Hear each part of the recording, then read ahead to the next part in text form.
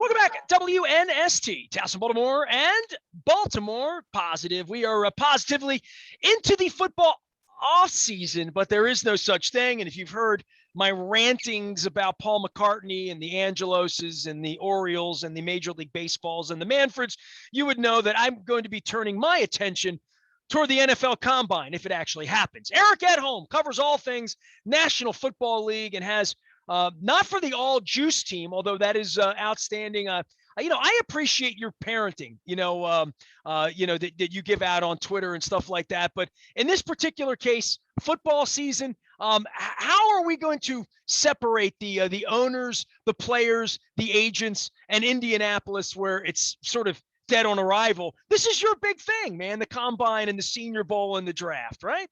Yeah, it is. And, there's the big story this week is obviously the potential boycott of players of the Combine, which is, not a story I anticipated coming, but, 150 different players, possibly, this is being reported. I've talked to a couple agents who are involved, and, they're not happy with the conditions that are laid out by the NFL in terms of, COVID protocols and these sort of extreme measures, these what they feel are draconian measures to kind of keep their players bubbled up for a week. And, they're taking it very seriously, and they're saying, no, we don't believe this is necessary. And obviously the meaning of the Combine is different to different people. Usually the medical evaluation is a huge component of it. The interview process for all the teams meeting the players, some cases it's going to be the first time they speak with certain players. And then there's the workouts. Obviously, those matter. I don't think. Well, that's the public part, though. That's right. That's the part the league can make money on, the underwear Olympics, and put that out in front. And that's the most important part of the job interview, because that has a measurement, right? We don't really know how you interviewed with the Bears. We know how you ran. We know how you lifted.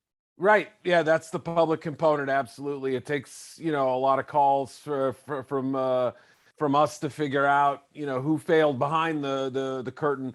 But you can see obviously who ran well and at what weight, and who ran quality cone drills and all that. I think as the NFL kind of goes to more advanced metrics in terms of, tracking body movement with GPS devices and things like that, the Combine 40 is, of lesser importance, I would say, to some evaluators. But it's still fun TV. I mean, it's still fun to guess, who's going to run the fastest and who's going to have the disappointing times and all that. And so it has a value. I'll be fascinated to see whether we have this event or not. I suspect we will, but it may not be quite what we're expecting.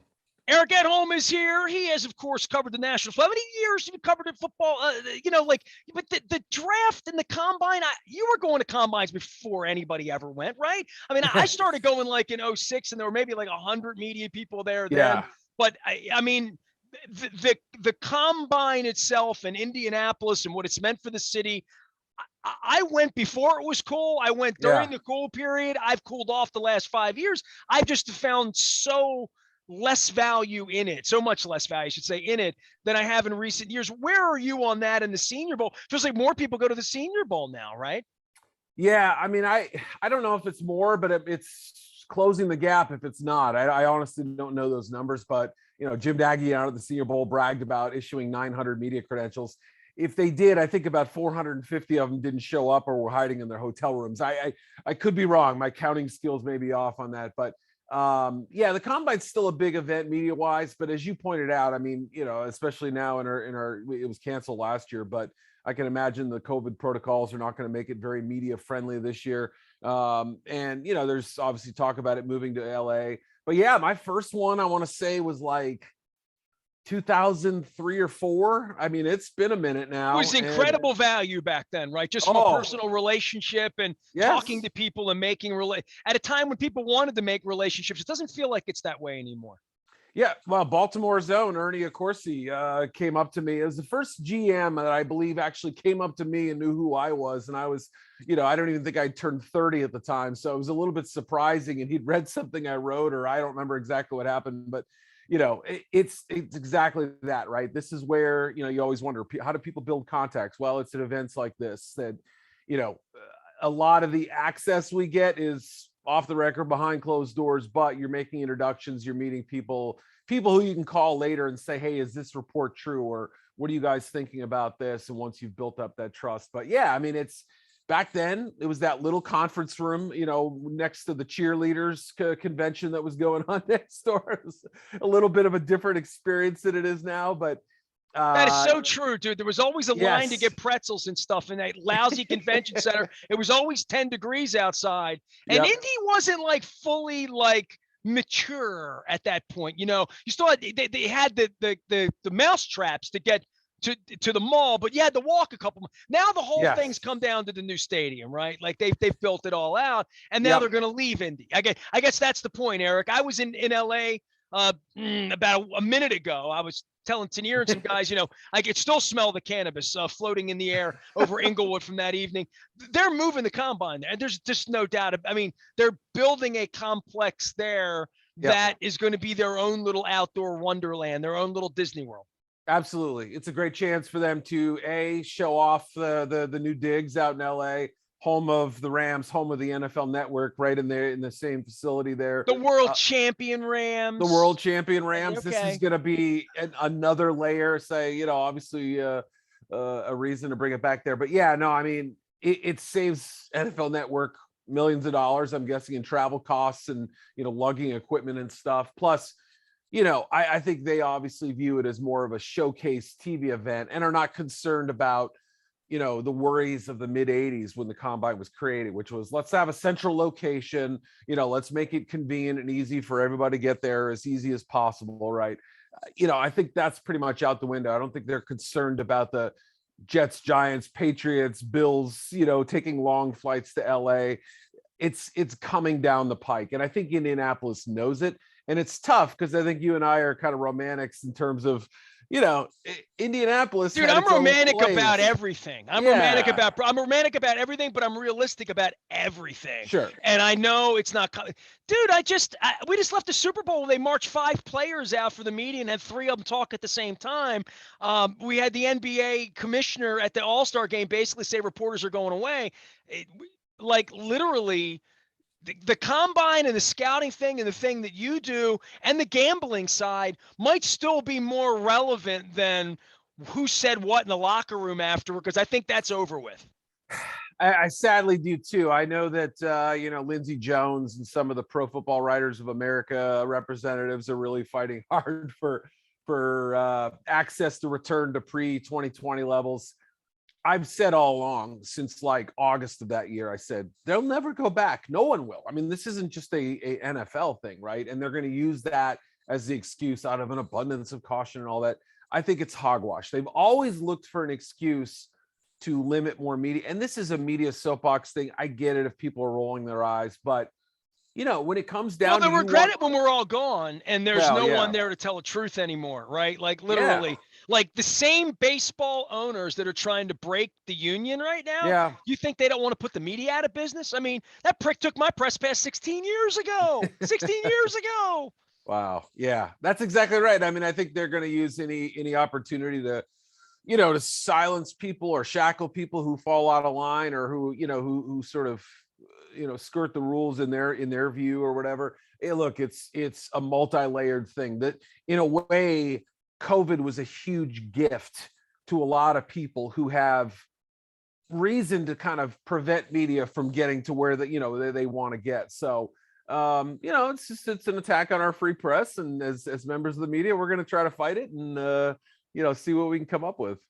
Spoken like only a Dale Murphy scholar can speak it. Eric Edholm covers the world of the NFL and primarily the draft in a lot of ways at Yahoo Sports.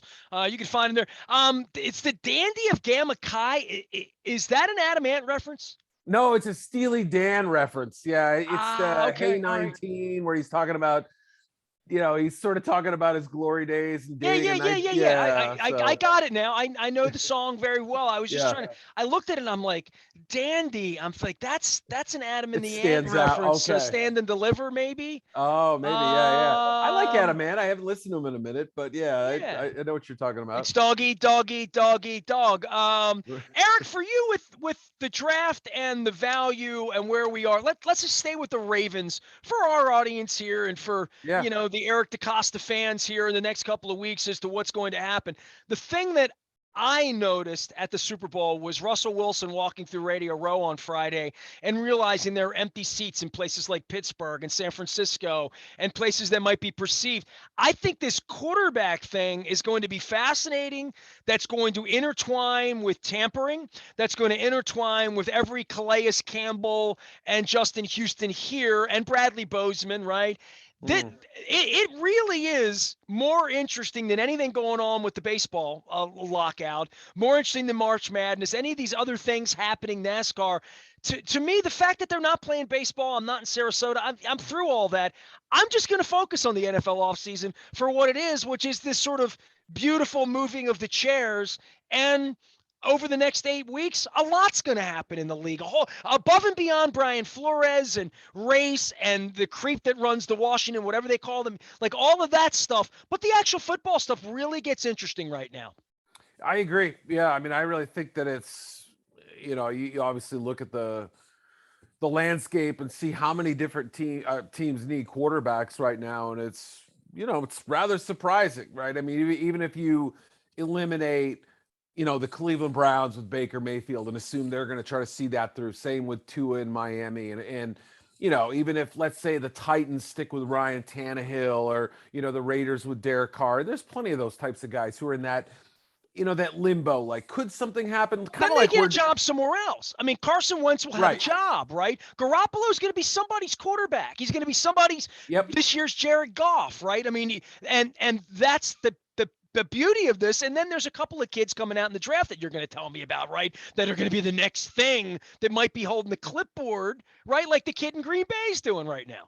Right. Yeah. That's the fascinating part to me is, let's say, just big picture. Let's say Aaron Rodgers doesn't go anywhere. Let's say, Russell Wilson doesn't approve a trade, or there's, Pete Carroll says, no, we're not trading this guy, whatever it may be. I'm 70 years old. I'm not coaching, whoever we get back in a trade, or Geno Smith or whoever, then you're asking, okay, is Deshaun Watson cleared of his stuff?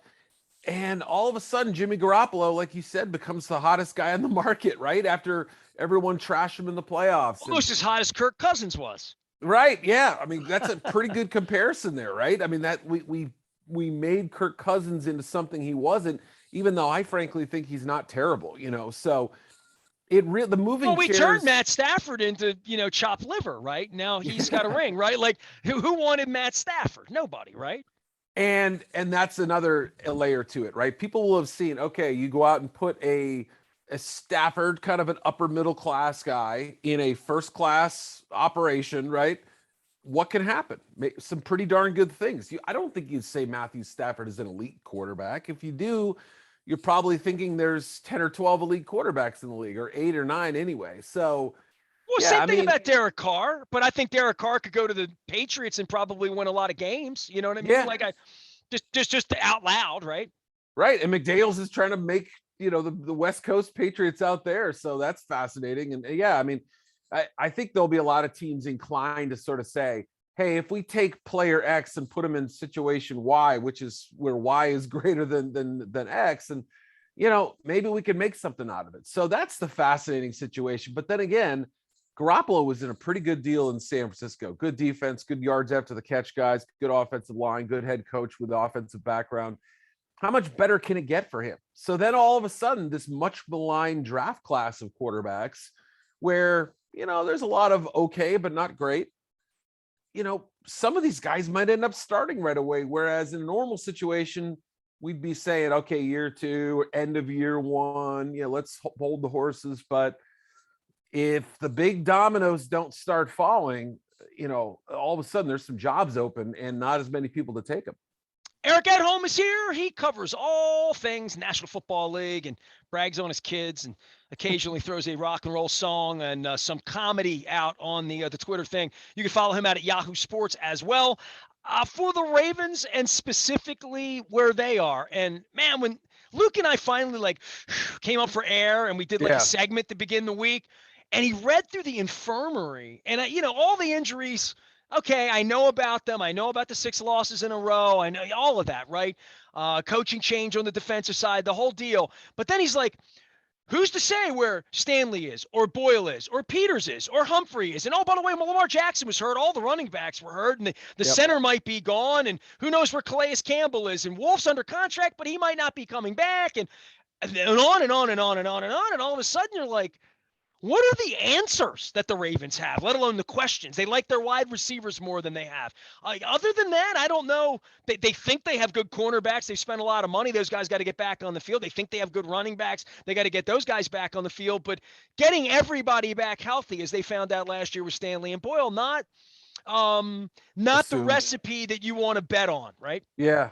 Yeah, no, there's no doubt there's an element of, unpredictability with that. And like you mentioned, there's, 10, 11, 12 free agents that arguably should come back or be in play to come back, and underrated guys like Bozeman and Patrick Ricard and people like that. So, some of the more blue collar guys, I really think for them, it's got to start with having a plan to build back their offensive line a little bit. You trade Orlando Brown, you assume there's going to be a drop off there, but it goes more than that. And with the free agents, that's a potential loss there as well. So you got to offset that, and that's a big deal. Pass rush coverage, I would say those are other area of needs. Linebacker, maybe one more. Obviously they got gutted at running back, as you mentioned. Got hit with some defensive injuries they couldn't afford. Lamar in and out of the lineup, that was an issue. And just taking as many sacks as he did obviously didn't help. I mean, that was a big deal, I think, for what we saw Lamar, which is some good, some less than what we'd expect at this point. So, yeah, I mean, certainly you can't with no help around him, right? With no running game around him, and he's the running game, and he's running the ball 21 times. Dude, I would have told you that wasn't gonna work. And I would have said you run him 21 times, you're gonna get him hurt, and that's what happened. And then you're gonna get him hurt, and you're gonna be real disappointed and have your feelings hurt that you're not playing football in December and in January because your quarterback's hurt. And you shouldn't stand shocked that your quarterback gets hurt running into linebackers. And I've run through this with every Ron Jaworski, every Greg Cosell, every old coach, new coach. There's a reason no one else did this. And that's not to say it's right or wrong or that Lamar's not going to win 3 championships. Right. But a lot of things have to go right. The other parts have to go right, and everything went wrong last year. Yeah. I mean, look, you don't expect to lose all the guys they did at a single position like they did. It really did completely change the dynamic, right? Where, all of a sudden you have to pretty much reimagine your run game, which is sort of the lifeline of this team, right? That everything is built off of that. I mean, I know Lamar's obviously his throwing ability has been pretty incredible at times, but when the other element isn't working and you don't have that run game humming, you lose your left tackle, you have injuries at running back, boom, that's a recipe for disaster. But here we are, right? And Lamar's banged up as well. So, the offensive identity of the team can come back, right? And I think Dobbins will be in line to have, a good season this year. And you've got Gus, and you've got some other pieces that I think will be, beneficial. Ricard, I mentioned, I think is such a linchpin of what they do. I mean, I still feel like they're going to make sure that they insulate that as much as possible this offseason. Eric Edholm is here doing all things National Football League, about to see the combine, if there's a combine to be seen, and then the draft coming up. If I were to sit next to you on a bus for 3 stops and say, all right, tell me about this draft class. Give me the speech that Eric DeCosta is going to give at the Liars Luncheon, where we talk about the highs and the lows, and certainly from our perspective, to think the Steelers looking for a quarterback somewhere in the market, the way it affects the Ravens and where they're drafting. And to your point, the linebacker need, the offensive line need specifically of the Ravens. Who is the top 5? Where do we go? What's going to shake out of this thing over the next couple of weeks as we get ready for a Las Vegas draft? How about that we can bet on? Yeah. Okay. Yeah. I would say this is probably one of the least Las Vegas-y top 10s of all time. And I don't mean that. I want to make sure, like, there's some good football players up there. There's some guys who will make Pro Bowls and such, but it lacks, number one, quarterback punch. We always look for the passers in that area. There may be a couple who get drafted that high, but it won't be your typical quarterback talents who go in that range. It lacks kind of the big name, big play wide receiver. Some of those will come a little later. I just feel like, yes, as strong as it is at offensive tackle, pass rush, I think those are two of the maybe, more pass rush, especially, I would say, is the strongest position. Decent crop of offensive linemen. Corner, I would say, is a pretty strong position overall. Not amazing, but strong. And then it just sort of gets a little murky on both sides of the ball. Running back, decent, not great. Wide receiver, not as good as the last 2 years, but very respectable. Tight end, good, but you got to wait. So it's a lot of that, right? And I think the top end of the draft, the top 10, 11, 12 picks are going to look really ordinary compared to most years' top third of the first round. But that middle class, and really that starting somewhere around the Ravens pick down to about the mid-second round looks similar to what you would see in a typical year. So the attrition, I don't think, is going to affect teams picking in the 12, 13 and beyond range. But it really is going to change the dynamic for the teams picking ahead of Baltimore and such. F them picks.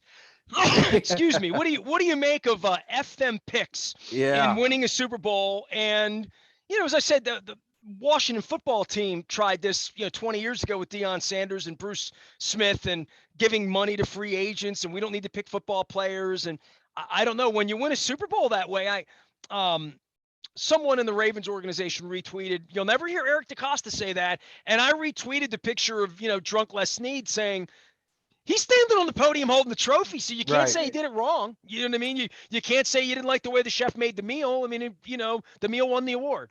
And funny enough, Washington did it about 50 years ago too with George Allen. They went about a decade without a first round pick. But what separates what the Rams did since about 2017, really since they got aggressive the second they left St. Louis, I'm sure that makes the Missouri folks very happy.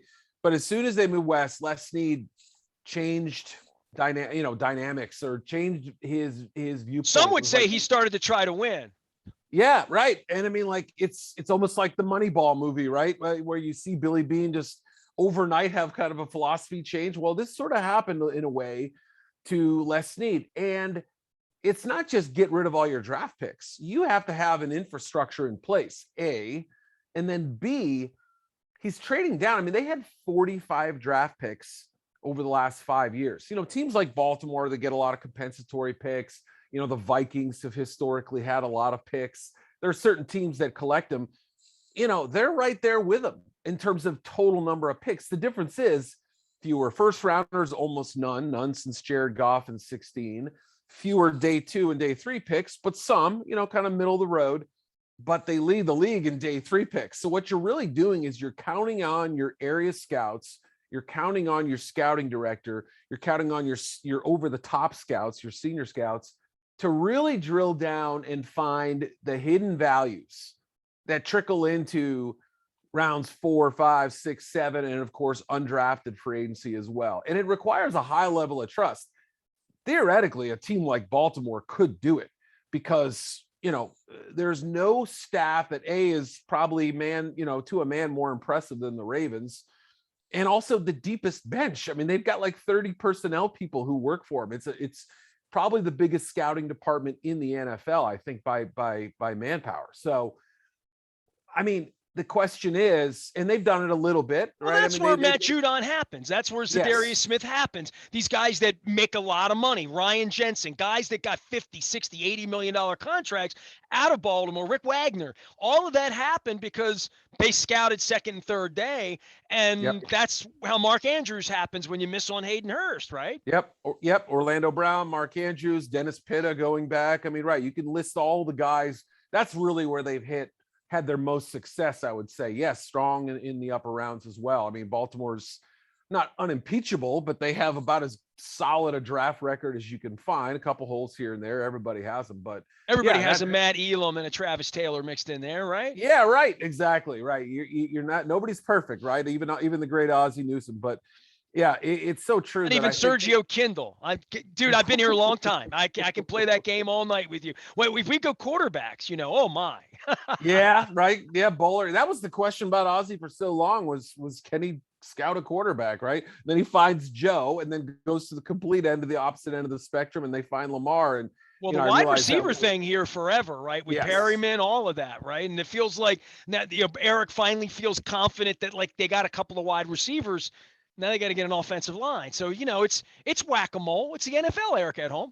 that's right. And I think Bateman is gonna end up looking like a really good pick. I need to go back and watch how he played down the stretch, and I just want to cross my eyes or dot my I's and cross my T's. But I feel pretty good about that one. I think they're gonna end up being happy about it. So yeah, it's all about when your big picture vision of the draft. It's all about your risk assessment, the structure of your roster, the salary structure, of your window to win and things like that. And also your willingness to kind of pull the trigger on these atypical moves. Good for Les Snead, making it work. There were plenty of people around the league who scoffed at it, but the Ravens approach can work too. We've seen that do well at times. We've seen other, the Bengals, after all these years of not spending a nickel, they go out and have 2 back-to-back years where they spent a lot of money on defense. And guess what? That was a big reason why they were there. So it just proves that team building is not a one-track highway. There are lots of lanes you can take. Last thing for you, because you cover such things on the inside. Eric Edholm, of course, our guest from Yahoo Sports. You can follow him for all Dale Murphy inside information as well.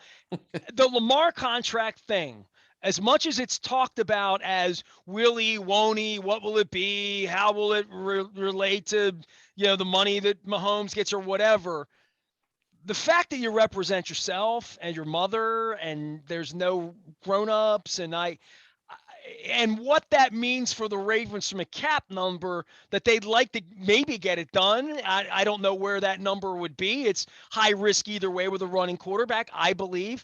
So maybe they want to play the, we're just going to franchise you and give you $42 million or whatever it is instead of going long play. I think they have as you pointed out, the Ravens have a plan for everything.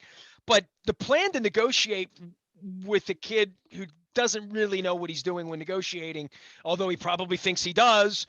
That's a wild card the Ravens have to deal with. It Green Bay has its problem with its diva quarterback, and Seattle everybody's got a diva quarterback problem, right? Now, some of it's jurisprudence in Houston, which is a problem you don't want to have. But this is a uniquely interesting negotiation here, right? I think so, right? And I think it's probably the most fascinating quarterback negotiation probably since Mahomes. And maybe that was a little bit after the fact because Mahomes signed such an unusual deal, 10 years, $450 million. We didn't really know what to think of this thing at first. And then after Josh Allen signed his extension, everybody went, Pat may have locked himself in on this one. This is the great Lee Steinberg, right? I mean, who was for years and years the number one agent, unquestioned, faded from the scene, dealt with his personal issues, came back, has had a roaring, comeback in his own career.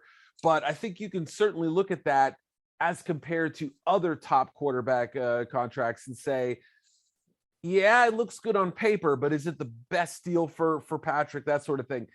Now you focus on Lamar and you say, it wouldn't shock me if this thing is a little bit unusual, if it doesn't have some of the same characteristics of what we see from other top quarterbacks in their second deal, usually 4 or 5 year contract.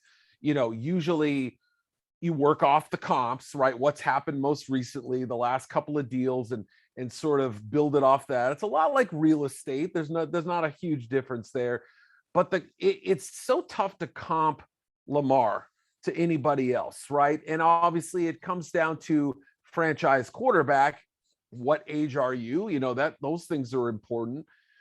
But at the same time, I don't know that it's anything that is a 1-for-1 tit for tat kind of comparison. So Mahomes might be the guy who's out of the box deal, maybe gives us a little bit of a window into what Lamar signs. I don't think he'll sign a 10-year deal necessarily, but the structure of Mahomes' deal was quite unusual in a lot of respects. And, maybe because of Lamar's inexperience or his lack of, negotiating knowledge, where he takes a little bit less early and then kind of builds up to a bigger base salary. I don't know what it's going to look like, but I've heard the 5-year kind of 200+ million range. It's going to be over 40 million per year. And based on the way the salary cap keeps trending back up again, that should be right in line with what NFL teams are expected to pay for those kind of players. Eric Edholm covers all things draft, combine, and the National Football League out at Yahoo Sports. Always great to visit with you, man. It's been a little while, and I was hoping to see some old friends at the Super Bowl, and I did. And for those of you who weren't around, I find you on the Zoom thing, and hopefully you'll find you over a nice big fat piece of pizza in Chicago sometime soon, brother. I'm looking forward to that. You bet. Absolutely. Anytime, man. You let me know. You got it. Eric Edholm joining us here. Just, bring Tom Petty back to Wrigley or something, or Pearl Jam or something, but something that's alive, please. Yeah. McCartney playing Oriole Park here. So that even got John Angelos onto his Zoom last week. So you bring the Beatles back. I am Nestor. We are WNST, AM 1570, Towson, Baltimore. We never stop talking Baltimore positive.